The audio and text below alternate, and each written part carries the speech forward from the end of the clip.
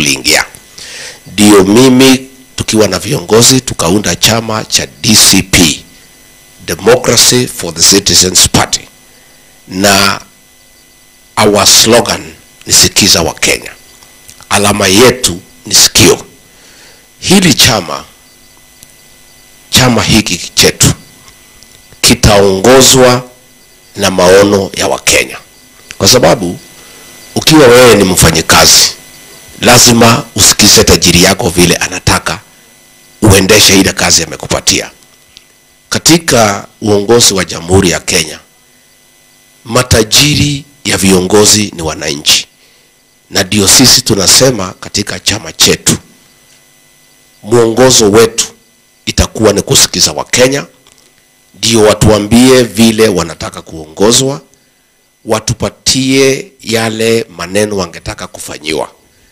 For example, ukiwa hapa Meru ni county ya ukulima ya majani chai, ya kahawa, ya maziwa, ya miraa, ya korosho na mimea zingine. Lazima chama chetu kitakuwa ni cha kusikiza watu wa Meru. Mungetaka tufanye nini katika sekta ya kahawa, katika sekta ya majani chai, katika sekta ya miraa, katika sekta ya maziwa. Watu wa Meru hapa ni watu ya biashara. Lazima tusikize watu wa Meru kama chama, kama serikali ambaye tutaunda na chama yetu, kuuliza watu wa Meru mambo ya biashara mungetaka tupange namna gani. Katika mambo ya maendeleo, ujenzi wa barabara, mambo ya maji ya kukunywa na kulima, lazima tuketi chini na wananchi tuwasikize.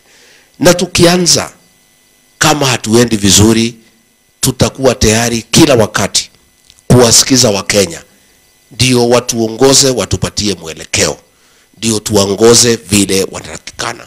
Kwa hivyo muongozo wa chama chetu cha DCP ni kusikiza Wakenya, na yale yote ambayo tutafanya katika uongozi wetu, katika hii serikali tutaunda, tutakuwa tumeweka kipaumbele kusikiza Mkenya na kufuata vile anataka na vile anaonelea ndivyo vyema na ndivyo angetaka kuongozwa. Mheshimiwa Rigathi, wajua ukisikiza Mkenya Mkenya atakwambia, kwa sababu some of the issues zile ambazo mko nayo na against hii serikali ni kwamba mwananchi anatoshwa ushuru zaidi, mwananchi anafinyiliwa. So mwananchi ukimuuliza atakwambia hataki kulipa ushuru, lakini mwananchi anataka ajengewe barabara. Sasa ni vipi utasikiza mwananchi ambaye anakuambia asitoshwe ushuru, whereas huyu mwananchi unataka umjengee barabara? Hapana, Martin.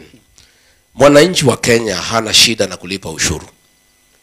Mzee wetu Mwai Kibaki, rais wa 3 wa Jamhuri ya Kenya, ambaye alikuwa na umaarufu sana hapa katika Meru, aliambia Wakenya walipe ushuru na wakalipa. Lakini kazi ambaye alifanya na hiyo ushuru mpaka wa leo inaonekana. Ile kazi imefanyika hapa Meru ni ile kazi mzee Mwai Kibaki alifanya. Alichukua ushuru akalete masomo ya bure. Huyu William Ruto anachukua ushuru, amesema masomo watu walipe. Watu wa Kenya wanasema tuko tayari kulipa ushuru, lakini hii ushuru yetu hapana tumia kufanya siasa, hapana tumia kusunguka kupatia vijana shilingi 500 na maharagwe, hapana tumia ushuru wetu kutujengea manyumba ambaye hatuhitaji. Sisi wenyewe tutajenga manyumba yetu, kila mtu ajenge nyumba yake vile anataka. Hakuna Mkenya anataka kujengewa nyumba na serikali, Mkenya atajijengea. Wakenya wanataka uwatoze ushuru, uwajengee barabara ya rami, uwajengee barabara ya maram ya kupeleka vyakula kwa soko. Wanataka uwawekee maji ya kunywa na ya kulima. Hao Wakenya wanataka walipe kodi, wakienda hospitali wakute kuko na dawa. Hao Wakenya wanataka watoto wao wasome, wanataka wakienda kwa university wakute masomo iko shwari. Sio kwamba ati Wakenya hawataki kutoa kodi. Wakenya wanataka ile kodi ambayo watatozwa ifanye kazi ambayo inaonekana, na waulizwe ni kazi gani. Hawa watu ya Meru ukiwauliza, ukiwatoza kodi vile mimi nawaelewa, wangetaka pesa iwekwe kuwasaidia kilimo ya kahawa, majani chai, maziwa na kutafuta soko ya miraa. Lazima serikali ambayo tutaunda kwa chama cha DCP ikuwe ni serikali ya kusikiza Wakenya na kuwatoza kodi na kuitumia vile Wakenya wanataka na kazi ambaye inaonekana. Tangu William Ruto akuwe rais, na nilikuwa mimi namsaidia kabla hatujakosana na yeye vibaya sana kwa sababu ya kudanganya watu wa Kenya wakiwemo wa Meru. Hapa Meru hakuna kazi inaendelea. Watu payslip, wale ambaye ni wafanyikazi wakiwemo nyinyi, mnatozwa pesa ya NSSF, mnatozwa pesa ya housing fund, mnatozwa pesa ya pay as you earn. Lakini hapa Meru magari yenu inakuisha soko msoma kwa sababu barabara ni mbovu, hakuna maji, hakuna kuunganisha stima. Na hiyo maneno ndio imekasirisha watu, sio wa Meru peke yake, ya wa Kenya. Mimi pahali yote nimepita watu wanasema one term. Kila mtu one term, one term, one term. Nilitoka mpaka Makutano, nikipitia Embu, nikija Runyenjes, nikifika Shuka, nikifika Chogoria. By the time nimefika hapa masikio imekuwa moto. Hata mimi masikio yananiuma kwa sababu ya mambo ya one term. Na ni hiyo maneno ya kuchukua kodi, kutoza watu pesa na kutumia hiyo pesa vibaya, na juu yake kuwachekelea, kuja kuwaletea vitu ambaye haina maana. Ati empowerment unapea vijana shilingi 500 wakakunywa pombe, unakuja kuwaletea maharagwe. Hiyo ndio maneno imekashirisha watu wa Meru, watu ya mlima, watu ya Kenya. Na hiyo ndio maneno lazima tubadilishe, na ndio tumekuja na gari letu, chama chetu cha DCP, chama ambaye ni ya kusikiza Mkenya, ni ya kusikiza ground na kufuatilia vile Wakenya wangetaka kuongozwa. Okay, bwaga sana. Na kiuliga kwa kirijira kile mantu jairi, na kama Kimeru itakuwa ngumu niambie niweke Kiswahili kidogo. Bwambere ukugweta DCP na rire gitare onde withero kiare ya withero kiuga atiri bwetere marano na mlianda kwa harusi na gari yenye amkuwa ameandikiana na vile Mount Kenya itafaidika. Thaibo kweja DCP Meru County ile ole na arua na ile thiurukite imbiobo andikanirite tutikeje tuika Meru atubuikitie ngugi gutuika bweta bona DCP ejayo na thirikari Meru na yuga ejiro theri. Number 2, Meru County gukeje tuika ikwijana kiama kiao wenda bokalira Mount Kenya nderia Meru itigwa yukiria kiama kiao kethiri kuandikanira kiama. Namba kiuria kebiri umetaja maziwa sana. Last year tulikuwa na event ya Meru Dairy hapa Gitoro kama nakumbuka. Na kesho wako na event nyingine na rais na anatarajiwa kuwa anakuja. Kuna vile kwa niaba ya wakulima wa Meru unaweza sema mahali ungezunguka kesho au taenda ndio upewe wakulima nafasi waje wasikize ni nini serikali, kwa sababu bado ni serikali yao ni nini inasema.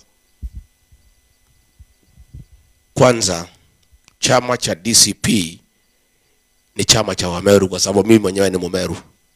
Kwa hivyo hata uwezi uliza ati chama ya Wameru ni gani. Huyu Rigathi Gachagua Kiana Kiamwari, mimi ni mtu hapa Meru. Number 2, hatuwezi kuwa na vyama ndogo ndogo. Hapo ndio tutaangukia mtego. Jambo moja ilifanya mimi nakosana na William Ruto.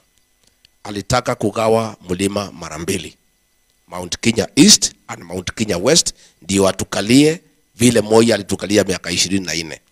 Alitumia huyu Soprano na huyu governor wa Embu kugawa Mount Kenya East and West. Ndugu yangu, tangu zamani sisi watu ya mlima, nyungu yetu ndio ive.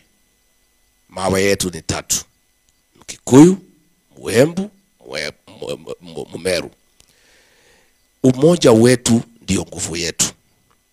Pale katika serikali kuu lazima mnapigania rasilimali, lazima mnapigania eneo, na utaweza kupigana kama uko na nguvu. Tukigawanya mlima, tuseme chama ndogo ya Meru, ingine ya Embu, ingine ya Mkikuyu, tutatawanywa. Sisi tutafaulu kama watu ya mlima tukiwa na chama kimoja kiko na nguvu, inashirikisha sisi yote vile tumekaa tangu zamani. Unajua ile faida tumepata siku tulishikana Wakikuyu wa Embu na Meru kupigia Mwai Kibaki. Ile faida tumepata tumeshikana kupigia Uhuru Kenyatta. Huyu William Ruto, mimi nilikataa mambo yake. nilipoona njama yake ya kupiganisha watu ya Mount Kenya East and West. Sisi tangu zamani, hata kabla haja kuja hapa kwetu, tulikuwa tunaketi tukiwa watu moja. Yeye ndiye ameanza kutuambia ati iko East, iko West. Na tangu zamani tumekuwa kitu kimoja.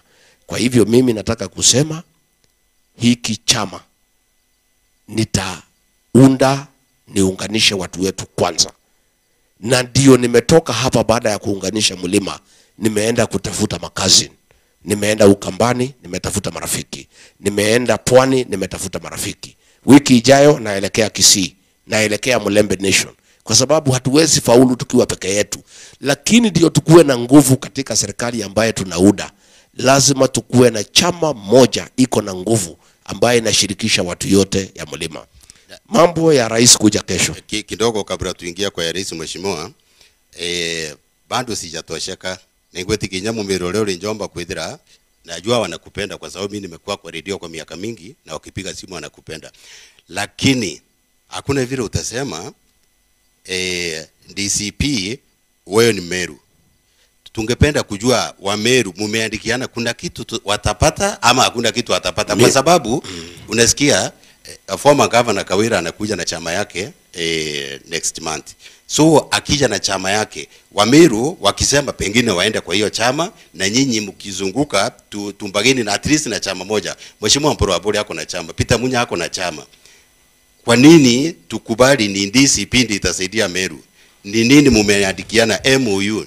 Unajua watu wa Meru ni watu werefu na si wajinga, ni watu wanaona mbali. Wa Meru wataangalia hao viongozi, ni kiongozi gani ako na ushupavu na umaarufu wa kupigania watu wa Meru, wa kupigania watu ya mlima. Ni kiongozi gani ambaye amekubalika nje na jamii zingine. Ni kiongozi gani anaweza pata kiti pale juu kwa serikali kuu achunge mambo yao. Wakiamua ni Rigathi Gachagua, lazima wa Meru kwa sababu ni watu werevu waunge mkono, wampatie nguvu, asiende serikali akiwa uchi. Kwa sababu akienda pale bila wabunge, aende pale bila watu ya kumshikilia, itafanyika vile William Ruto ametufanya. Na hiyo ndio kitu ambaye tumejifundisha, ya kwamba siku ingine hatutaenda kwa serikali kushikana na mtu ingine bila kuwa na chama chetu kiko na nguvu na wabunge ya kutosha ya kuchunga interest zetu kama jamii. Na mimi sina shida mheshimiwa governor akitaka kuanzisha chama yake, atauza chama yake. Mheshimiwa Peter Munya akitaka kuuza chama yake, atauza. Hata last election alikuwa na chama. Lakini wa Meru walisikiza bila tuliwaambia. Mimi sipingani na mtu yeyote. Lakini mimi usiniambie niuze chama ya mtu mwingine, mimi nauza yangu. Si ndio? Mimi nimekuwa hapa leo na maelfu ya watu, na kesho kutwa kila mtu auze chama yake.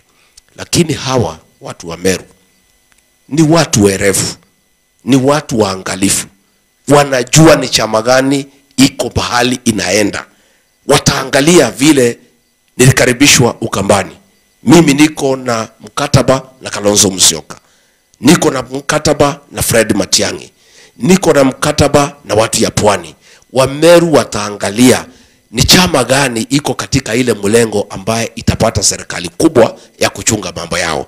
Alafu wataamua ni kiongozi gani. Wakiangalia wataona ako na sura ya kitaifa. Ni kiongozi gani mwanaume kamili ama mwanamke kamili ambaye atachunga interest zao na kusipigania tukienda mbele. Hiyo ni uamuzi ya watu ya Meru. Meru uko na mkataba na nani ndio tutoke hapo? Meru uko hatuwezi sasa ndio tumeunda chama, ndio tunauza. Uchaguzi uko mbali. Captain Mithika Linturi ndio National Organizing Secretary ya chama cha DCP. Ako pale. Tuko na Bishop Barnabas Mkenthi. Ako pale ndio in charge wa ile caucus ya religious leaders. Tutaendelea kulete watu wa Meru wakuwe pale katika chama cha DCP. Na mimi siwezi kusema ati kuna mkataba nitakuwa naye ati na watu ya Meru. Mkataba, mimi mwenyewe ni mtu ya Meru. Sasa siwezi kusema ati Wameru kuja tuandikalie mkataba. Mimi mwenyewe ndio mwenye kuandika, kwa sababu mimi mwenyewe ndio na represent interest yao Wameru, kwa sababu mimi ni mtu hapa. Kwa hivyo wakati ukifika, ile mkataba nitaweka na watu ya Meru.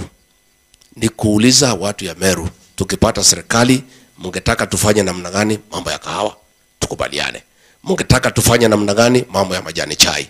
Mungetaka tufanye namna gani mambo ya miraa? Mungetaka tufanye namna gani mambo ya barabara zetu? Hiyo ndio mkataba nitaweka na watu wa Meru, na mimi sijafika wakati ya kuandika manifesto. Kabla hatujaandika manifesto ya chama cha DCP, ile ambaye tutaenda naye uchaguzi, mimi nitarudi hapa Meru, niongee na watu wa Meru, tukubaliane. Mungu akitusaidia, mkitupatia kura, tupate serikali. Matarajio yenu ni gani kwa hii serikali yenu? Kwa hivyo hapo iko sawa. Umeniuliza rais anakuja mambo ya maziwa. Wewe unaniambia ati niwache kwenda kuongea na Wameru niende kusikiza uongo. Mimi sina nafasi. Kwa sababu tulikuwa hapo mwaka jana. Ngoja kidogo. Lakini sijasema uende. Si mimi unaniambia niwache mkutano yangu ati rais aende afanye. Kidogo mheshimiwa, mimi Kiswahili ndio imenichanganya. Tuliuga atiri no likiathoneke Meru ndiri mwaka jwathira na rais na aliku.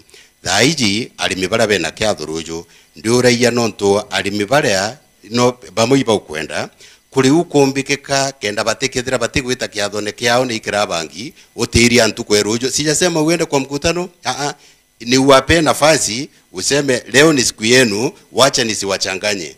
Mwende msikize, pengine ni kakae Meru siku nyingine. Sijasema uende kwa hiyo meeting. Lakini ndugu yangu, tulikuwa hapo na rais mwaka jana. Akawadanganya atapeana shilingi milioni 100 ya kujenga factory ya kutengeneza feedlot, ya kutengeneza feeds. Imejengwa? Haijajengwa. Tulikuwa pale na Mithika Linturi. Mithika Linturi akiwa waziri ya kilimo akapeana 10,000 semen ya kusaidia wakulima wa Meru. Tangu walifukuza Mithika Linturi, hakuna semen nyingine imekuja pale. Sasa ni desturi ya rais ya kuzunguka pahali iko watu wengi kudanganya watu. Mimi siwezi ambia watu ya Meru. Mimi huyu William Ruto namjua, nilikuwa naibu wake. Ni mtu ya uongo. Na wewe utaniambia kesho jioni. Ile maneno yote yataongea pale ni mambo ya uongo. Mimi nimeambia wa Meru wale wangependa kwenda kusikiza uongo ya William Ruto wako huru. Wale ambaye hawataki kusikiza uongo watanisikiza mimi pahali nitakuwa. Tena hii wa Meru ni wengi. Wengine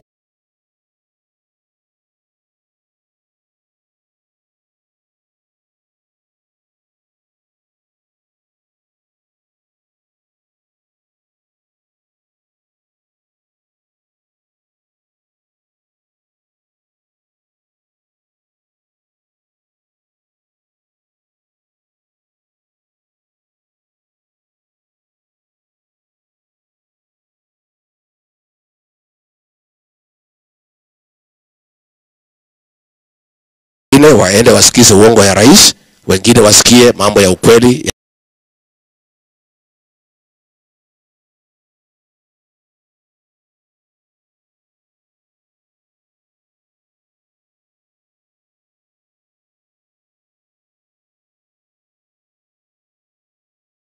Sasa nikauliza hiyo mtu ni sawa.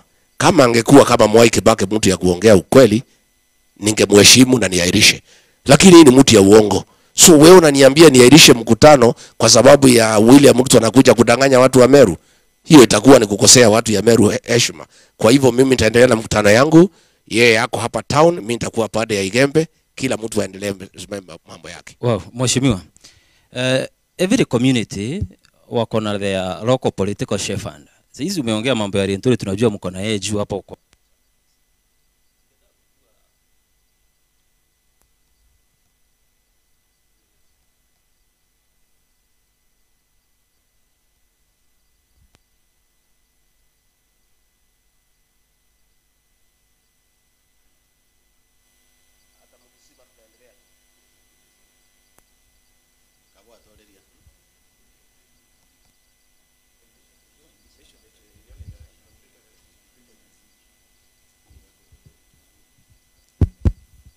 Inafanya.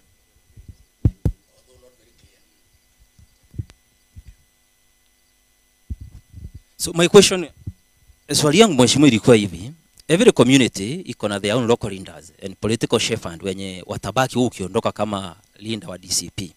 Hapa juu umesema mko na Mithika Linturi. Wameru wangetaka kujua kesho wakaamua kutembea kwenye DCP ama kuingia kwenye DCP. Where is the direct link kutoka hapa juu? Sasa wewe kesho utakuwa hapa, utaenda shughuli zingine, sehemu zingine za taifa. Sasa hapa Meru unawaachia nani? Where is the direct link kwa chama ya DCP pamoja na wewe? Juu utapatana na candidate wengi wanajaribu hapa, wanaambia nitakupeleka kwa Gachagua, kesho pesa yake imeibiwa nini? Kuna vitu kama hizo zinaendelea hapa chini. Tunataka kujua directly who is in charge ya DCP hapa Meru.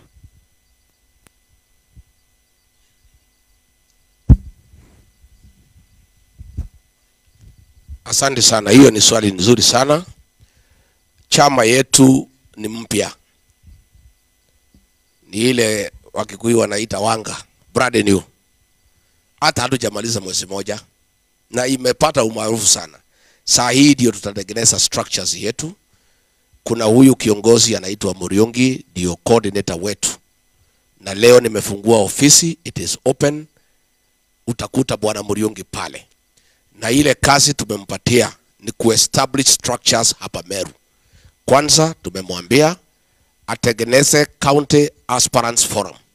Wale wote ambao wanataka kupigania viti ya governor, senator, women rep, mbunge na MCAs waanze kuongea, wakubaliane, kwa sababu tutakuwa na free and fair nomination, na hatutaki maneno ya mchezo ama maneno ya ujanja. Tungetaka wale wote ambao wanataka viti katika DCP wakuwe na county aspirants forum. Kutoka hapo, hao watu wote wanataka viti chini ya huyu coordinator bwana Muriungi watasikizana, wachukue interim officials katika hapa Meru: chairman, secretary, treasurer, organizing secretary, women leader, youth leader. Sisi ni chama mpya, we are only 1 month old. Nilizindua hii chama tariki 15 mwezi uliopita. Kwa hivyo ni chama changa, lakini iko na umaarufu. Kwa hivyo tupewe nafasi tuunde branch executive, lakini tayari ofisi imefunguliwa na iko coordinator pale. Ukienda hata kesho utapata huduma, utaelezwa mambo ya chama. Wow, swali ya pili, wewe wakati ulikuwa unasikiza ground, mimi nilikuwa nakusikiza all the way from Nairobi, vile umekuja ukisimama ukiongea, kitu moja imejitokeza ni bayana, uko na vita na viongozi wa Meru ambao umechaguliwa na umetangaza wewe mwenyewe, kwanza wabunge, kuanzia senator, wabunge umekuja tu kiwashambulia. Tungetaka kujua shinda yako wazona viongozi wa Meru, sana sana wabunge na senator, ni nini? Mimi sina shida na kiongozi yeyote. Niko na shida na William Ruto kwa sababu amefinya wa Meru, amefinya watu ya mlima, amefinya wa Kenya. Kwa sababu ya hiyo niko na shida na watu ya Meru, wako na shida na wale viongozi ambaye wanampigia makofi akiumiza watu. Wale viongozi kama sasa tuko na vifo ya majenzi wameuawa, watoto wetu wanauawa kila siku. Hakuna mbunge hata moja hapa Meru ameongea kuambia Ruto ni makosa. Tuko na shida na hawa kwa sababu imekuwaji serikali ya William Ruto inaua watoto, wewe ni mjumbe umechaguliwa na uongei. Mimi niko na shida na hawa viongozi wa Meru kwa sababu wanafanya sisi tuonekane fala. Wanafanya William Ruto atudharau kama watu ya Meru. Pale Eldoret, Uasin Gishu County, kulikuwa na kitu inaitwa empowerment program, na ilikuwa kwa runinga.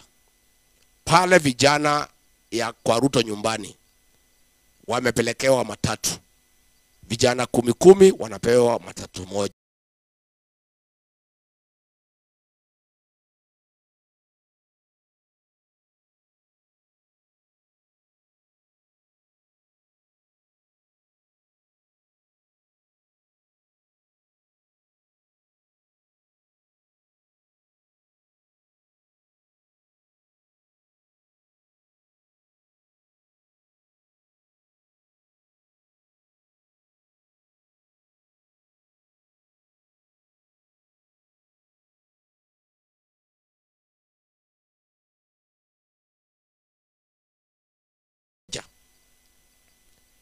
Wamepewa pikipiki vijana watatu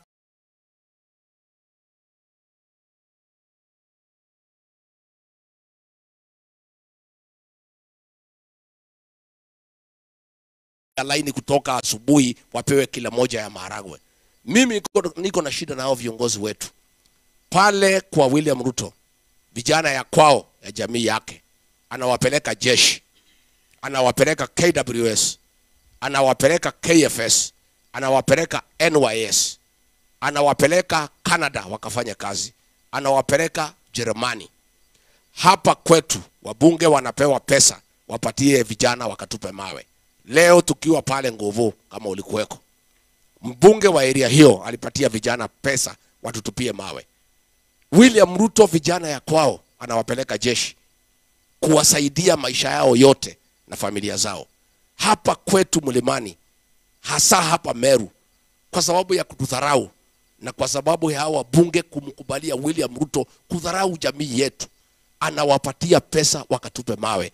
Tumefika hapa Tuskys, huyu senator amepatia vijana pesa waakishe moto kwa barabara. Vijana wetu wa Meru wanaambiwa shikeni 500 muakishe moto kwa barabara, Rigiji na watu yake wasifike Meru. Na kwao nyumbani ni mambo naendelea, mambo mzuri sana. Sasa mimi nikiwa kiongozi, nikiuliza wa Meru kama tabia hao viongozi inafaa, si ati mimi na watukana, mimi nakuwa kiongozi ya kuongea ukweli. Na mimi nimeaibika sana nikiwa hapa Meru. Nimeaibika sana nikiona vile William Ruto anatubeba na vile anatutumia vibaya na vile wabunge wetu wamekubali William Ruto atukosee heshima. Kama sasa kesho pale Igembe North, mjumbe hapo amepewa pesa shilingi bilioni 1 na William Ruto, anapanga vijana ati ya kutupia sisi mawe. Lakini mheshimiwa, mtu anaweza ulizwa kuna ushahidi gani wa kudhibitisha ni wabunge wanahusika? Wewe umeona mawe ikitupwa? Si umeona? Unafikiri wanatupa bila kulipwa? Sasa mtu ya Ruto hapo ni nani? Hao walikuwa wamebeba mabango imeandikwa Ruto Kindiki, wanatupa mawe. Sasa wewe unahitaji kuwa umesoma mpaka darasa gani kujua nani ametuma hiyo watu? Wale watu wanatupa mawe wanasema sisi ni watu ya Kasongo na Kindiki ndio wanatupa mawe. Sio lazima ukuwe umeenda hata standard 4 kama ile watu Ruto wanatuma kutukana sisi watu ya standard 4, standard 6. Sasa mimi nataka kuomba mjumbe ya Igembe North na mjumbe ya Tigania East, tafadhali, hata kama mmepewa pesa na William Ruto, hao watu ya Tigania East na wa Igembe North walichagua nyinyi, ni wazazi wenu. Mnabia vijana wakapige hao mawe, na wakiumizwa, mamako akiumia, ndugu yako akiumia, mbona mnakubalia William Ruto kupiganisha watu ya mlima? Kwao wanafanya maendeleo, anajenga vijana, anawasaidia. Wewe mjumbe wa Tigania East na wewe ya Igembe North, mnachukua pesa kwa William Ruto na bwana Soprano, mnakuja kupea vijana wapigane. Mimi ningetaka kuomba vijana wetu, na nimewaambia leo, mkipewa pesa mfanye vile hawa wa Tuskys walifanya. Mnasima simu, mnaingia kwa mkutano ya Rigiji, unaendelea. Kwa sababu hii pesa ya siasa haina receipt na haina deni. Msikubali watoto wetu. Mimi namuomba watu ya Meru, nyinyi ni watu ya amani, ni watu mumesoma. Hata kama muko na shida ya pesa, na mimi naelewa muko na shida ya pesa, tafadhalini chukueni pesa, msime simu. Usikubali kupiga mama yako na mawe, usikubali kupiga ndugu yako, usikubali kuumiza mtu ambaye ni jirani, kwa sababu sisi tukishaondoka, William Ruto wako kwao, utabaki na ndugu yako hapa nyumbani, utabaki na mama yako hapa nyumbani. Mimi vita yangu na hii wajumbe ya Meru ni hiyo. Tena hawaongei kwa bunge, hakuna mswada wanalete. Huyu mbunge ya Igembe North hajasema kitu bunge. Huyu wa Tigania East hakuna kitu amesema. Huyu wa Igembe Central hakuna kitu amesema bunge. Huyu alitupiga mawe, huyu wa Imenti South, tangu achaguliwe hakuna kitu amesema bunge hata moja. Sasa hii watu ya Meru wamebaki peke yao, hakuna mtu ya kuwasaidia, hakuna mtu ya kuwatetea. Sasa mimi nikija nyumbani lazima nichanue watu yangu, niwaambie lazima tubadilishe hii watu. Mheshimiwa, kabla tujaenda kwa mwenzangu, tungetaka kujua, tumekuona wakati umetembea Pwani, ukawa Ukambani, ulikuwa umejiunga na viongozi wengine ambao mko nao kwenye mlengo mmoja, Kalonzo akina Natembea na Matiang'i labda. So watu wameuliza kwa nini umekuja Meru peke yako, hujaandamana na the other cousins? Asante. Mimi ni mtoto mwerefu. Kwani nitalete wageni nyumbani kabla sijafagia nyumba? Si lazima nikuja nyumbani, nifagie, nitayarishe, nipange chai, nipange chakula alafu nilete wageni? Nimekuja kwanza kupanga mambo ya nyumbani. Kama leo ningewalete watupiwe mawe, hiyo ilikuwa imepangwa, ingekuwa namna gani? Sasa kwanza mimi si mtu mjinga. Mimi ni mtu ambaye anaelewa maneno. Kwanza mimi naunganisha nyumbani, nafagia nyumbani, natayarisha vizuri nyumbani, alafu nitalete wageni. Wageni nitalete. Kwanza nataka tuongee mambo yetu ya nyumbani kwanza. Unajua mambo ya nyumbani lazima umalize mambo ya nyumbani na watu ya nyumbani. Ukishazikizana na watu ya nyumbani wanakuambia nenda lete wageni. Sasa wamenituma wamesema nenda lete wageni, na mimi tumekubaliana na hao, na nyinyi mchunge nyumbani. Msikubalie uchafu hapa nyumbani, msikubalie watu ya mawe, msikubali watu ya maharagwe, msikubali watu ya kukosea Wameru heshima. Kwa hivyo nitawalete wageni wakati ambaye imefaa. Nilikuja kwanza kufagia nyumbani, kuhakikisha nyumbani iko sawa. Nikishaona yote iko sawa, ninaleta wageni.